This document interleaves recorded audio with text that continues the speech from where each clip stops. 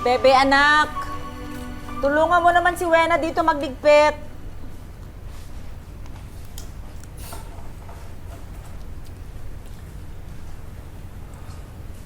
Mama, salamat nga pala at pumayag kayong dito na muna binurol si Telma.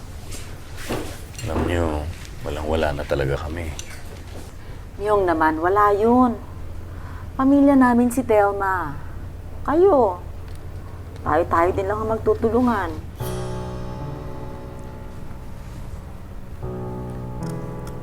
Yun nga palang nagastos sa libing. Bayaran mo na lang kapag nakaluwag-luwag ka. Huwag mo muna isipin ngayon yan.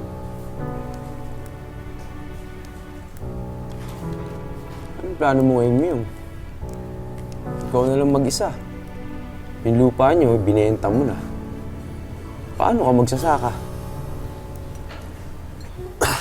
Pumayag na muna ako dun sa alok ni paring Ramil na mag-DH sa Bahamas. Malaki-laki rin naman yung kikitain ko dun. Bahamas? Paano itong mga anak mo? Tay, wala na ho talaga pakialam sa amin, ano? Iniwan na nga ho kami ni nanay, iwan niyo rin ho kami.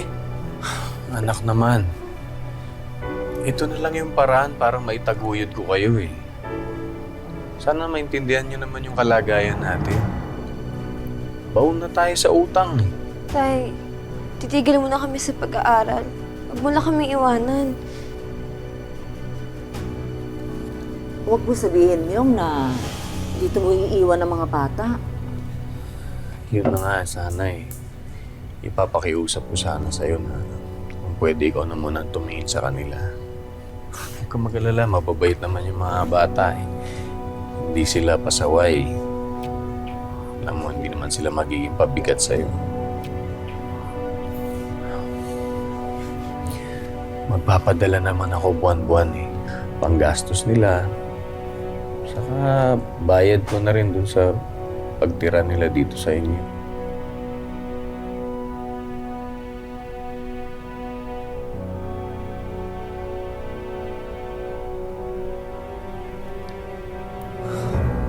Salamat. Salamat.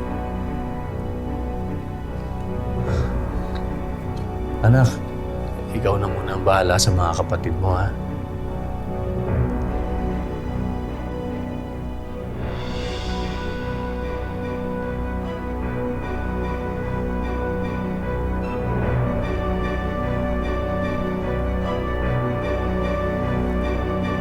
Kasya na yan sa inyo, ha?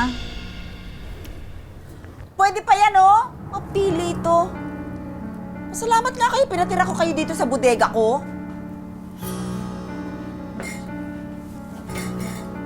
Oh. Padala to ng tatay mo. Oh. Ito lang ha. Abay, malay ko sa tatay mo. Chang, baka pwede naman hong makahingi na mas malaki rin sa pagdali ni tatay. Marami ho kasi kaming babayaran sa eskwelahan eh. Para na rin ho sa project ni Wena. Oh, ayan. 500 yan, ha? Para matahimik ka. Para malaman nyo, yung pinapadala ng tatay nyo, abay, ginagastos ko din yan sa pagbayad ng kuryente tsaka tubig. Abay, ilan kayong kumukonsumo? Pagkain nyo pa. Diyos mio, ang mura na nga ng singil ko sa renta dito. Sige. Aga-aga nakakainit ka ng ulo, Tonyo.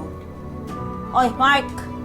Bago ka pumasok sa school, pakainin mo muna yung mga baboy, ha? At ikaw, Wena, kayo, maglinis kayo ng buong bahay. Para naman kahit paano, may silbi kayo dito. Maraming salamat sa pagsama sa ating istorya sa Tadhana. Nakaka-relate ka ba sa ating mga bida? Nako, i-comment mo na yan para sa iba't ibang kwento na punong-puno ng pag-asa at inspirasyon. Mag-subscribe na sa GMA Public Affairs at YouTube channel. I-click na rin ang bell button para lagi kang updated sa pinakabagong storya ng Tadhana.